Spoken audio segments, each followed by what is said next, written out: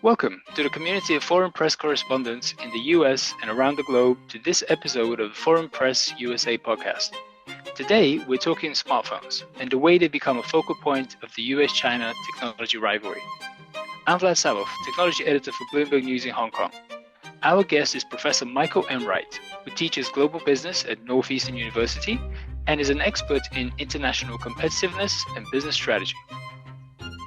This podcast episode is a partnership of the Association of the Foreign Press Correspondents in the US with the Hinrich Foundation. The association is solely responsible for the development and the content of this podcast episode. So Michael, you just wrote a piece for the Hinrich Foundation titled China Smartphone Producers Take on the World. And key to that is the way that smartphones have become a focal point of the US-China tech competition. So maybe you can give us the impetus for writing this in the first place and why you see them as such an important part of the business world. Well, part of the impetus is the very importance. I mean, smartphones are by far the largest export category out of China into the US and quite frankly, rest of world.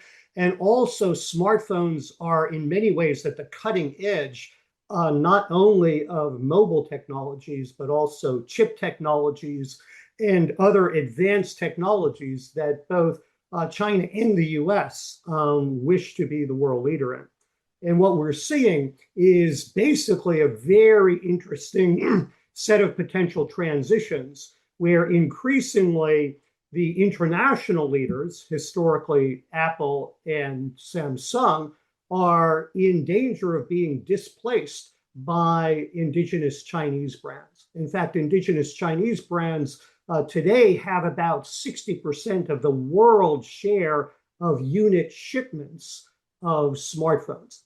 And the impetus of writing the piece was to explore the dynamic, how that happened, and then the role that smartphones play, really almost like the canary in the coal mine when it comes to technology competition between East and West.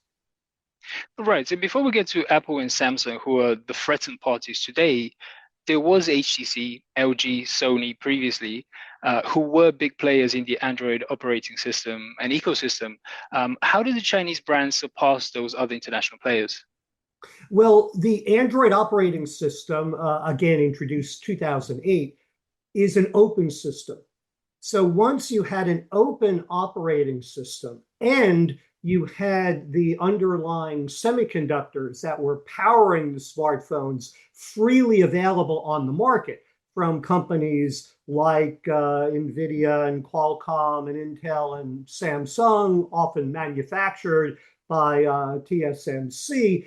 Basically, once you had the brains of the smartphone available on the marketplace and you had the operating system available on the marketplace, then in the Android world, it fundamentally becomes a manufacturing game. And starting in the 1990s, China increasingly became the dominant location for electronics manufacturing. A lot of that was built through the efforts of companies like Samsung and then Apple working with Foxconn.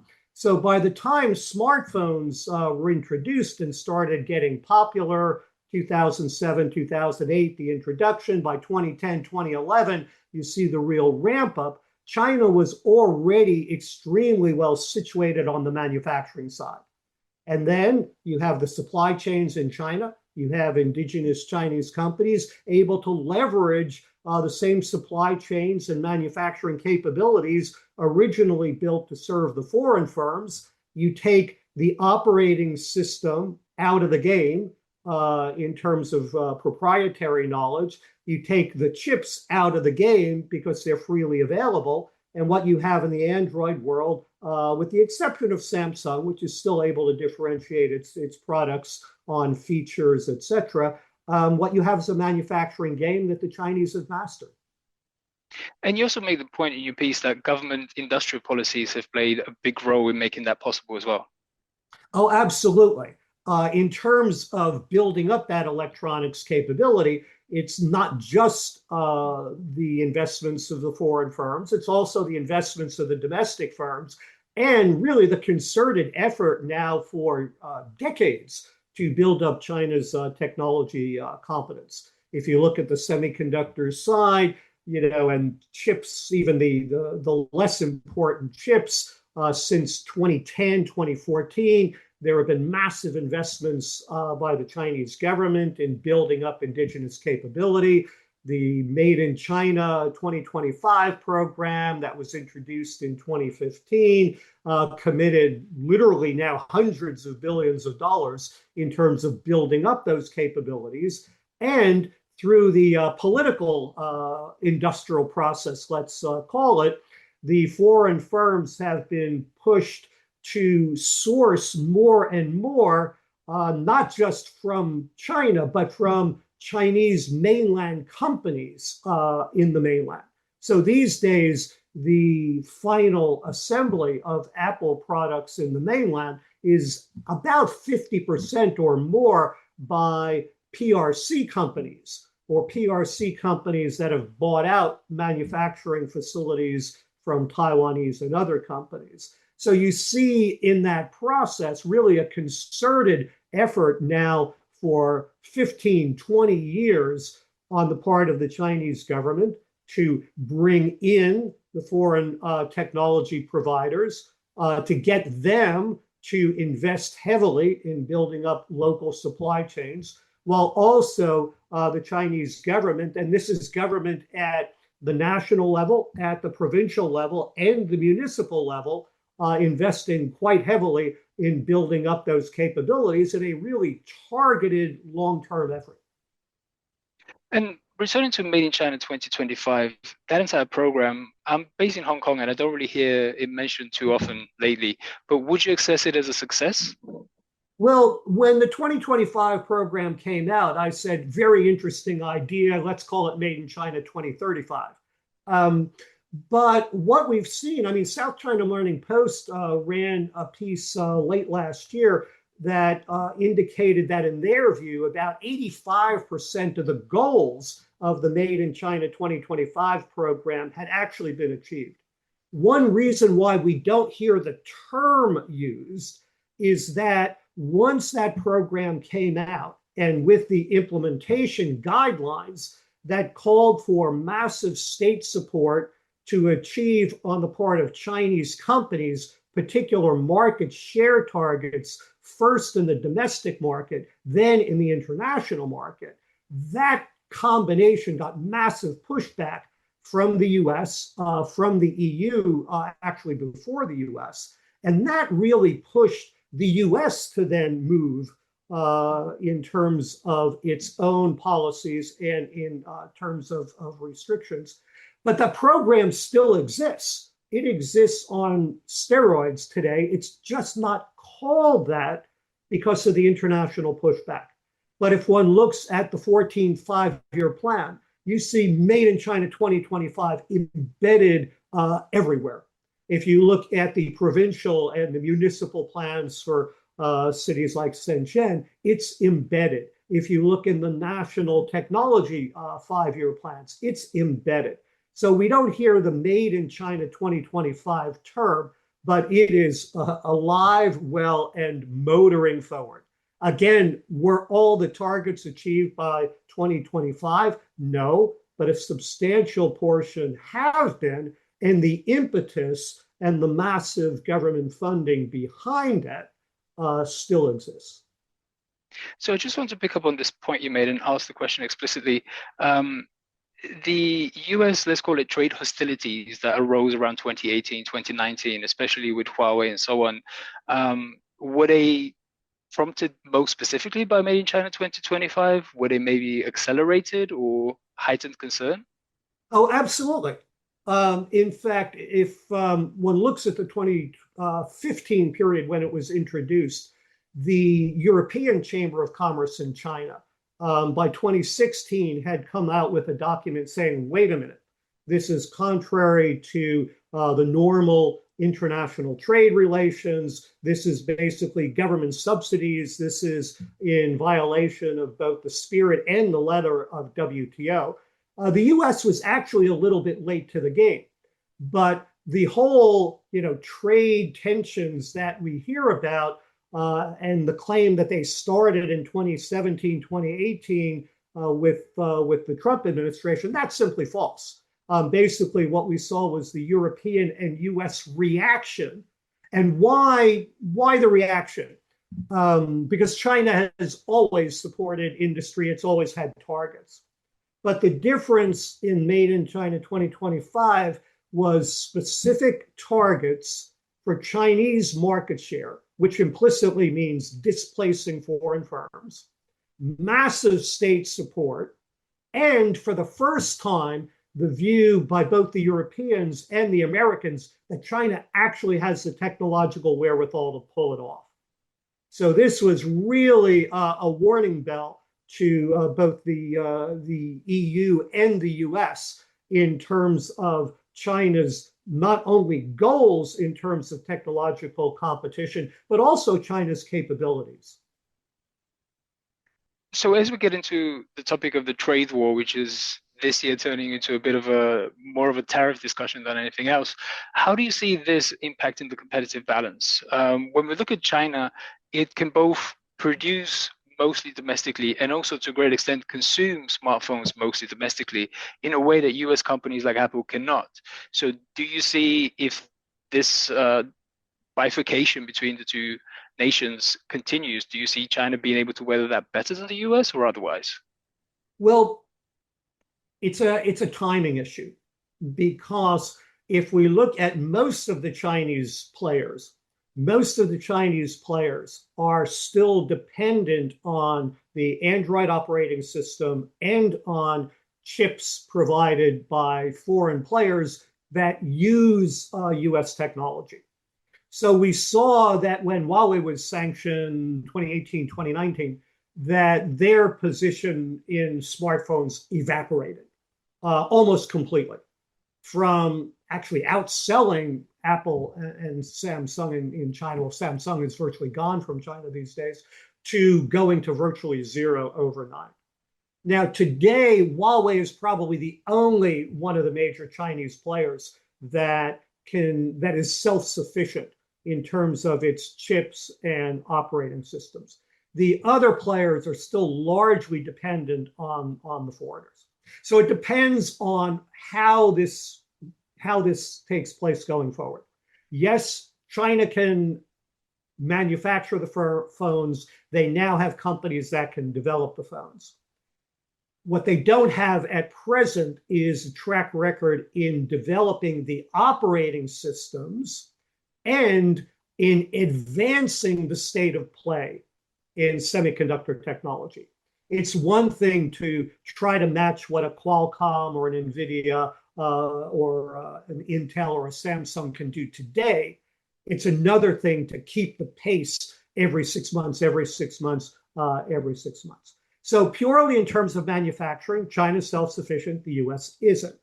And the US is unlikely to have a huge portion of even phones sold in the US made in the US. But I think the policymakers in the US and quite frankly in Europe, although they tend to be quiet and they tend to sort of hide behind the US on these things, I think they do understand that the tipping point is relatively soon, in terms of once China is completely self-sufficient on operating systems and semiconductors, then they may not need the foreign technology. And then even cutting off foreign technology doesn't really move the needle one way or the other. But in addition, it's really revenue from items like smartphones that has been powering and funding China's technology drive. So if we were to see a true bifurcation with technology cutoffs as well as product cutoffs, it would be expensive and it would take time to develop the supply chains elsewhere that are in China, but those can be done. At least in terms of assembly, Samsung has no or virtually no smartphone assembly in the Chinese mainland now. They do have a portion of assembled by contract manufacturers in the mainland, But the vast majority of that is in places not just Korea, but Vietnam, India, etc. Assembly can be moved. It's really the entire supply chain and the engineering expertise that China has. Is that impossible to duplicate at the same cost and quality and quantity today? Answer yes. Is it possible? Answer also yes. I mean, companies like Apple and Samsung still have the manufacturing knowledge to do that. They're the ones who helped build that system in China. So it's a complicated game because in a way, China still needs the foreign technology and the US companies still need China. And I think that's why, even though, again, the US-China discussions seem to have ratcheted down from the extreme, even when they were at their most extreme, if one looks at which products that both sides exempted, basically China was exempting the semiconductors that it needed, and the US was exempting the smartphones and other consumer electronics for which there was no immediate substitute. Right. And one of the things I've also noticed is that in the private sector, when I hear executives from Google, Qualcomm, and on the other side, Honor, Oppo, the Chinese brands speak of each other, they speak in very warm terms. They still talk about being in very close partnership and collaboration. You can almost struggle to get any quotes from them about any trade war being underway. So it does seem like the companies themselves, Google I mentioned because it's the maker of Android, seem very keen to indeed extend those relationships across China and the US. Well, number one, that's being politically smart, right? Because you don't want to rock the boat, because for all concerned, the US and China are the big markets, right? So a company is looking at this, and quite frankly, many of the companies are not particularly nationalistic in their outlook. That's the US companies, but it's also the Chinese companies. I mean, the private sector Chinese companies operate under the constraints of being in the mainland, with all that entails, both in terms of advantages of state support, but also the limitations in terms of their motives cannot just be profit maximization. But for Google, they get licensing fees for all the add-ons to the Android operating system.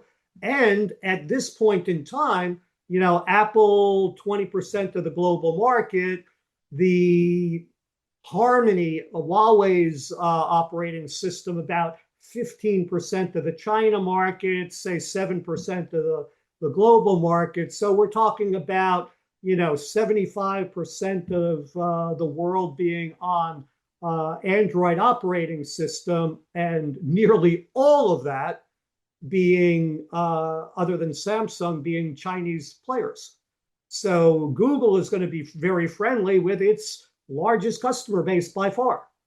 And Apple, of course, has to be, cognizant of what's going on both sides, because still the vast majority of their manufacturing is in China.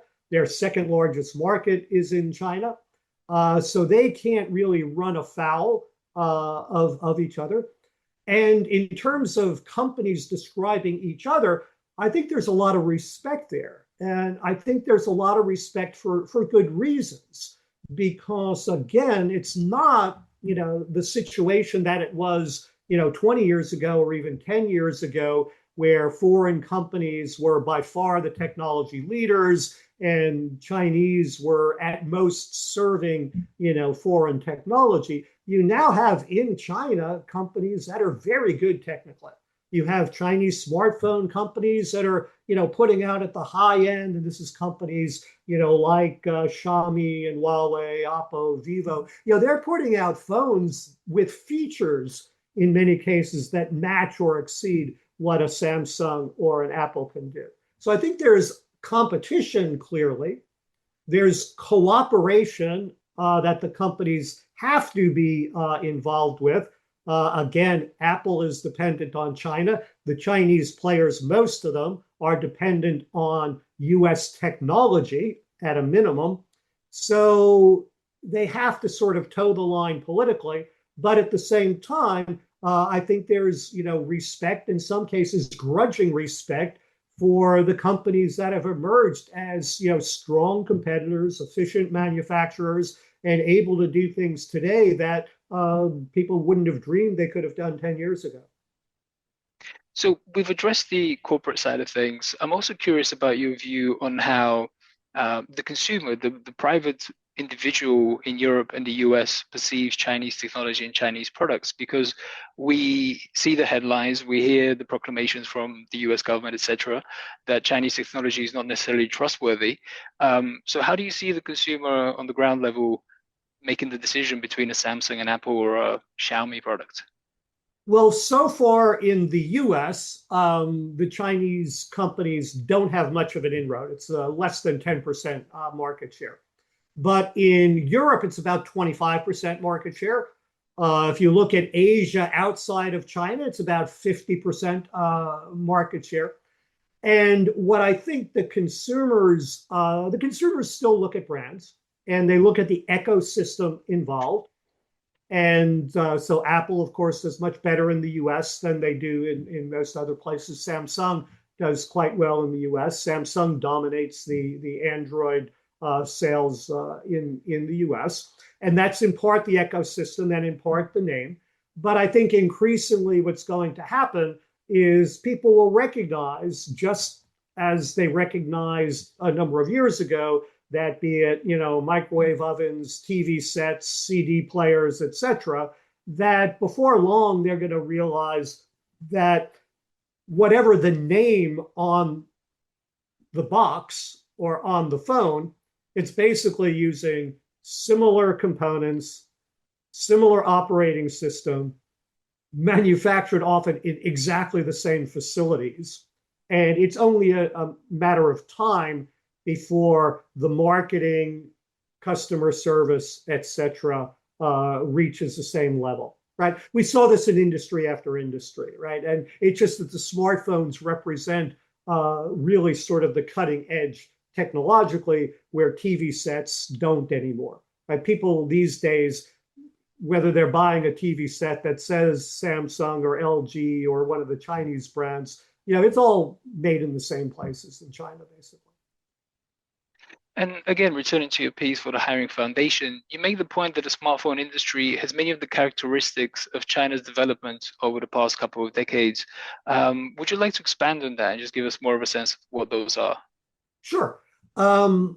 It's an industry really that got its start with the foreign companies, the Samsungs and the Apples in particular, bringing the manufacturing into China, which had already established itself as a place to do consumer electronics. It was companies like that, plus the Taiwanese contract manufacturers, that built up the manufacturing system, capabilities, built the supply chains. The Chinese government saw this as a long-term play to build up China's economy and to build up its technological capabilities. Once you can assemble the products and assemble the products at a location, then it makes sense to bring in the suppliers. The suppliers relocate. You build up the ecosystem. You start localizing that ecosystem as the locals understand, learn. A lot of the Chinese companies, they employ people that used to work at Foxconn, Apple, Samsung, etc. That learning becomes localized, gets supercharged by massive government investments, and you have a really interesting and competitive system built by a combination of foreign ideas and intellectual property to start, local capabilities and economics, combined with massive state support, and that becomes a bit of a juggernaut. And you don't need the foreign players forever. It's a life cycle. I've written a similar set of pieces on China's auto sector that shows how, again, it may have taken longer in autos, but China has played the long game, imposing foreign investment restrictions, imposing market restrictions to force companies to make in China, to build up local capabilities. And now indigenous companies have not only learned from that, but in the EV space have leapfrogged that and have become world leaders. And it's a similar pattern that we're seeing in industry after industry. The same thing happened in large telecom infrastructure equipment, where foreign companies brought the technology into China. They were forced to manufacture and join ventures in China. And then eventually, through the learning through that process, plus massive state support, companies like Huawei and ZTE now supply about 90% of China's own demand for large-scale telecom infrastructure equipment and about 40–50% worldwide. So it's a pattern that we've seen in industry after industry. And what's quite striking is you have basically four different players involved. From a Chinese government standpoint, the strategy is absolutely straightforward. It's bring in foreign players, use the attractiveness of China as a manufacturing location, hold out the carrot of access to the China market to bring those players in. For the foreign players, it's, if you start doing this on a net present value basis, right, where you're discounting future earnings, moving into China in terms of overall manufacturing, in particular for smartphones, that's what allowed Apple to become the world's most valuable company, right? So for them, that was a decision that was made 2004 through 2010, and it already has paid off for them, even if it creates the competitors for the future. The consumer wants the best product at the lowest possible price. So they're perfectly aligned in many ways with the company dynamics of wanting the best quality product at the lowest possible price. Where it gets tricky is for policymakers in places like the EU or the United States, where the policies traditionally have been built around favoring the consumer rather than the producer. And as a result, we've seen what may be a late reaction to this combination of bringing in foreign tech, leveraging local market and local labor, and massive state support. So what we see in the US or EU is that the governments are, in a sense, hamstrung by their own history and by their own policy philosophy. So I'm curious about this particular strategy. Is it only applicable to a country of the size and scale of China, or would it be possible for somebody of a smaller scale to do likewise? Others have tried it, right? And it hasn't necessarily worked. I mean, a number of countries have tried being relatively autarkic, forcing import substitution. And in places like Brazil, places like India, historically, that just wound up with local rent seeking and stifling innovation and stifling progress. In China, we have not only the size of the economy, we also have the labor force and the cost base, but we also have in China a situation where the competitive dynamic is extreme. That instead of one or two players in smartphones, for example, in China getting fat and happy, they do have to compete against Apple. And most importantly, they have to compete against each other.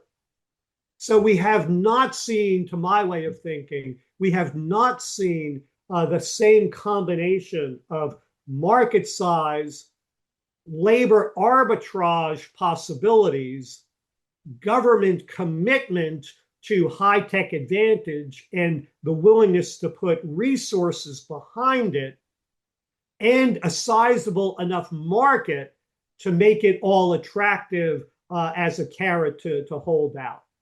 And we haven't seen countries that have been able and willing to do that with the single-mindedness that China has been able to exhibit over a period of decades. Because basically this strategy be it smartphones, be it telecom equipment, be it autos. This is exactly the same strategy that's been employed since China first started to open to foreign investment in the early to mid 80s.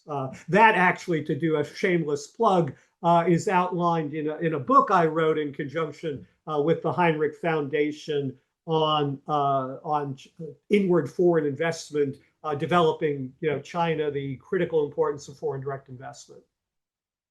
No, it's a hugely important topic, and I'm delighted that you've written a whole book about it. I mean, you could write a series, I'm sure. Another fascinating topic is also, you mentioned earlier, China's auto sector, which China made EVs a priority more than 5 years ago, and it's been able to execute extremely well to the point where BYD has now risen ahead of Tesla. But I find that there is a similarity here where, again, you have a highly competitive internal market. BYD has had to compete with at least a half dozen other EV startups. So I also saw you've written on that subject. So I was curious if you have any thoughts and how much of an analogy there is with the smartphone market. I think there's a quite good analogy, because again, one of the things about the Chinese system is that in some industries they've simply selected national champions, and that's clear. And even in something like smartphones, the backing that Huawei has had for its development probably dwarfs that of many other firms. But at the same time, China has promoted, encouraged, and in some cases forced there to be very active local competition. And in a number of industries, the competition in China is fiercer than anywhere else in the world. And this is something that most outsiders simply don't understand. Most places in the world, you have a rough duopoly in smartphones still. Well, actually, it's not the case. In the US, let's say, you have a duopoly in smartphones, Apple and Samsung. That gives them both a certain amount of pricing flexibility. But at the same time, if you're in China, you have absolutely cutthroat competition. Another element to this is that the Chinese companies, in part because of their relationships with the financial sector, are accepting virtually zero margins, right? I think the piece I indicate that if you put Apple and Samsung together, they're making like over 90%, 95% roughly of global profits in smartphones. So that means in terms of unit shipments worldwide, 60% of all the smartphones shipped in the world are basically shipped at zero profit. Now, this is another thing about the Chinese system, is that because of the ability to get bank financing and state support, that companies are willing to compete at basically positive cash flow, virtually zero profits, which would not be acceptable in the West to modern capital markets, would not be acceptable in Korea. So that's another piece of the puzzle. But it gets back to as well, one of the misperceptions that foreigners tend to have about China is they put their own prejudices into the statements that Chinese leaders make. So there was over a decade ago, there was the famous third plenum of the 18th Party Congress, where foreign analysts picked on the line, the market will be decisive in China. And the foreigners thought, this means China's going to open up everything, open to foreign competitors, et cetera, et cetera. And they forgot to read everything that came out before the market being decisive, as in the party setting the direction, the state being the implementing arm of the party, state-owned enterprises controlling the commanding heights of the economy, Chinese private sector enterprises being supported by the party state and the state-owned enterprises. 4, 5, 6, 7, all else being equal, the market will be decisive. And even there, foreigners misinterpreted what the market meant. Because in the West, we tend to think of the market as driving efficiency through competition with decentralized resource allocation and decision-making. In China, they think of the market as driving efficiency through competition with centralized decision-making over where the resources should be directed. So that's what we see play out. We saw it play out in consumer electronics. We're seeing it play out in smartphones, where the Chinese companies are competing like hell against each other, mostly. And basically, it's not that they targeted Samsung in China. Samsung now has virtually zero market share in China. It was that Samsung made a number of missteps, and the Chinese companies with Android operating systems competing on price against each other basically helped drive Samsung out of the market. So again, that's a dynamic that most outsiders don't understand about how China's economy is working and how these industries are developing, which, if you put it together, creates a real quandary for the rest of the world, right?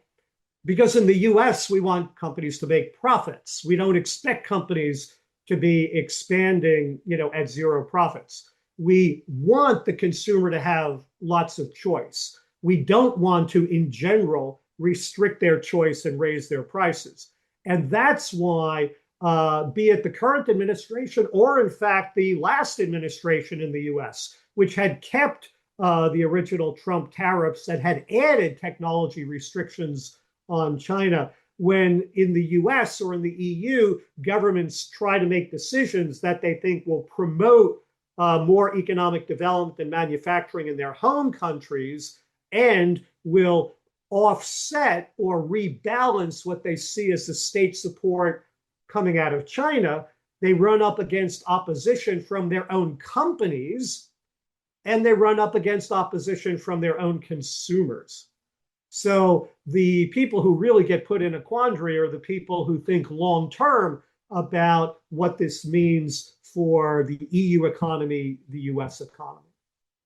So you mentioned that the big quandary now is for policymakers, and one of the recent pieces of reporting that we did at Bloomberg News was the fact that Foxconn sent its Chinese workers back from India back home to China, and our information is that that was effectively under the orders from the Chinese government, which may be the strongest measure from the government against the moving out of Apple and iPhone manufacturing out of China toward India. Do you see any of that action intensifying? Do you see a more confrontational approach from China, perhaps? Well, we already saw starting last year and even the year before, China putting restrictions on exporting some of the equipment, because the fastest way to shift production out of China is to actually move the equipment even. And so China, I think, has been showing what it can do, right? Because not only does it have the ability to shut down anybody operating in China, it also has the ability to lock in the equipment and other things. And so certainly, I think it's at the very minimum a shot across the bow, and at a maximum, a signal that says, okay, if you want to do this, then your operations in China are under threat, your choice. And that makes moving things out of China much more difficult, because the way that one would move things out of China is the expertise is now inside companies. And it's inside companies like Foxconn, inside companies like Apple that are dependent still on China. And even a Samsung, which does no assembly of its own in China and has only a small portion of its outsourced assembly in China, even Samsung is dependent on Chinese supply chains. That's one reason why they put big operations into Vietnam. So China has enormous power to try to disrupt that flow. And so the companies are going to have to be very careful. And for an Apple, who has worked with Foxconn now for 20 plus years, 25 years on its manufacturing, has engineers that basically live in Foxconn facilities, trying to duplicate that with other companies is very difficult. I mean, Foxconn got the lion's share of Apple business because they were simply better at doing what Apple needed than other companies, including other Taiwanese contract manufacturers. So it's not as simple to start up in another location. And it's not just the workforce, the availability, the work ethic, the efficiency. It's the training. It's the entire production system that allows for rapid ramp up. It's the suppliers that all go with that and the very tight interrelationships. So yes, China can make it very difficult for, in particular, Apple and Foxconn because they're still so dependent on China. And the question there is whether the US government or other governments are willing to put equal and opposite pressure to use access to the US market to force the issue. And again, I could probably guess your answer to this, but I want to ask the question explicitly. What would your advice be when you have President Donald Trump suggesting that he wants to see the iPhone brought back to the US and manufactured in the US? How feasible is that? Well, the answer is I don't know enough of the detailed economics to give you a hard and fast answer. Having said that, Apple's making enormous amounts of money on iPhones, right? Their margins are very, very high. Could they move production, sell at the same price point, and still make a profit? Answer, yes. Could they do so and make the same profit? No way. So it is a matter of probably doing a deal or looking at Apple and doing a deal that focuses on what can Apple do in the US, what can it ramp up in the US that will provide significant economic value to the US economy. I mean, the US economy, we have a completely other issue, right? The fact that we have very little manufacturing left in the US has virtually cut off the path for the less advantaged to move into the middle class and beyond economically. And the US had 18, 20 million manufacturing workers for a couple of decades until China joined the WTO. And then within 7-8 years, that virtually dropped in half. And it's stayed at that level roughly ever since. So it was clearly China's entry into the WTO and outsourcing was a substantial, not the only, but a substantial reason for production to shift. However, having said all that, a lot of the work now in a factory producing for Apple is automated, even in China. And as automation increases, the ability to move back to places like the US, Europe, reshoring, the ability to do that actually increases.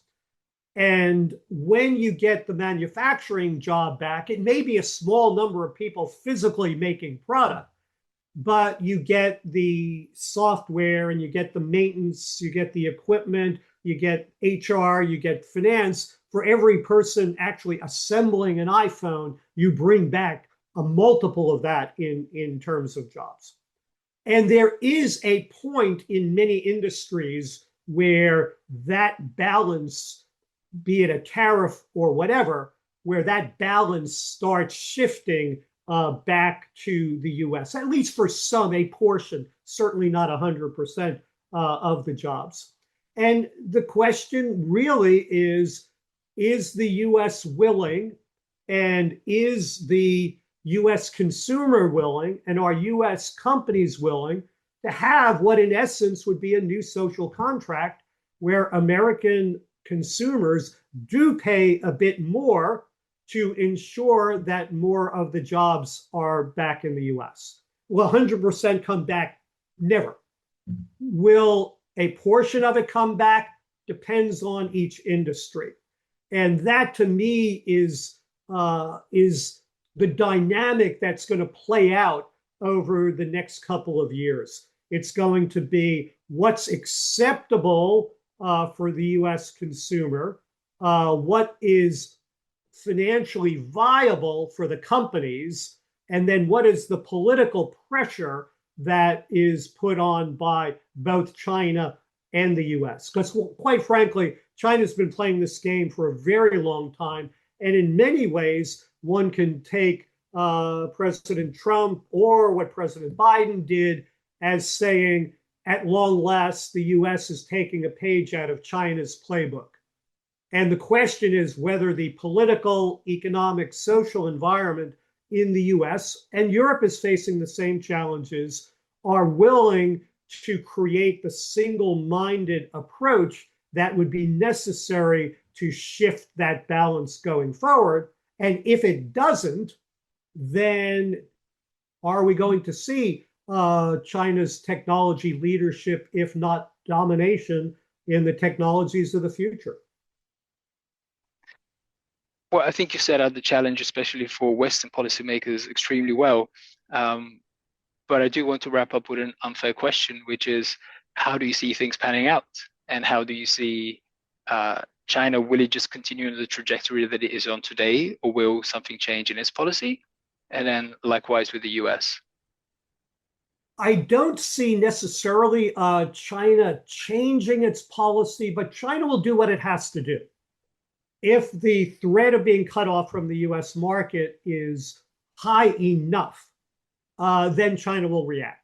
And in particular, we've seen that China has come to the table, and at least so far seems willing to accept asymmetric tariffs between the two countries in return for the US allowing things like semiconductor design and other features to be shared with China.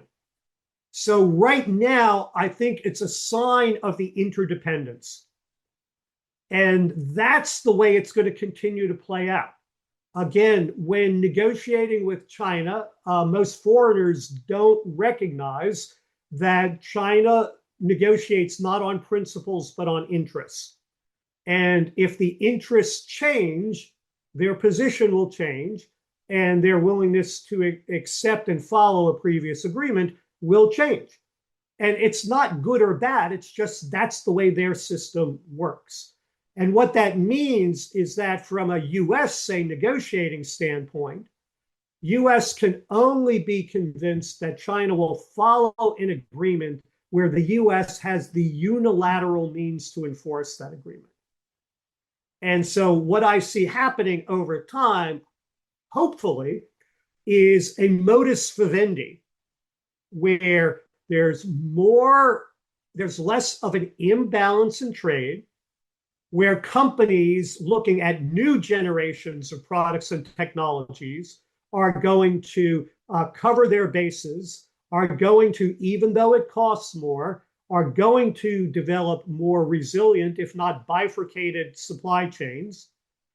We will see, at least for probably the next 5-10 years, the US tech companies being on the cutting edge, able to continue to develop the new technologies, the advanced technologies at the cutting edge that keeps them in the marketplace.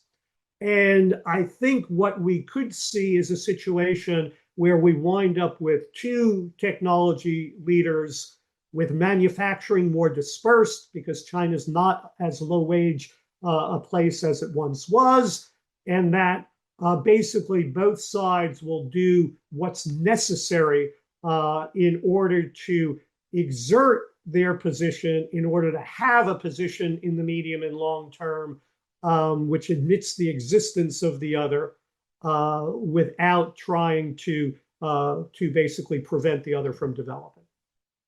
But it's going to be an interesting tightrope. It's a tightrope for the companies, and in many ways, it's going to be a tightrope for the governments as well.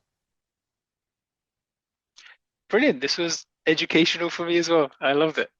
Thanks so much.